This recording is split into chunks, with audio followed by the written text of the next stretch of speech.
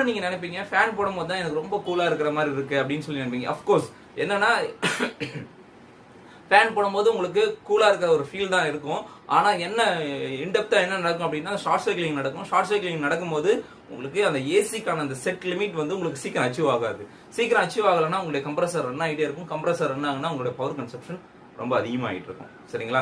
So எதனால நம்ம வந்து ஏசி வந்து ரன் ஆகும்போது ஏன் வந்து ஃபேன் போடக்கூடாதுன்னு நம்ம சொல்றோம் அப்படின்னா ஷார்ட் சைக்கிளிங் நடக்கும். ஷார்ட் சைக்கிளிங் நடக்கும்போது உங்களுடைய compressor set point meet out பண்ண முடியாம கம்ப்ரஸர் ரன் ஆகிட்டே இருக்கும். அதனால பவர் கன்சப்ஷன் ரொம்ப உங்களுக்கு அதிகமாகும். ஸோ உங்களோட பவர் கன்சப்ஷனை உங்களோட பவர் கன்சப்ஷனை சேவ் பண்ணணும் அப்படின்னா முதல்ல நீங்க போற ரூம்ல எந்த ஒரு ஏர் ஓப்பனிங்கும் இல்லாம இருக்கிறத ஃபர்ஸ்ட் பாத்துக்கோங்க.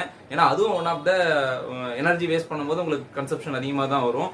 ரெண்டாவது வந்து பாத்தீங்க அப்படின்னா இந்த ஷார்ட் சைக்கிளிங் நடக்காம இருக்கிறதுக்கு ஃபேனை போடாம இருக்கேன். சரிங்களா?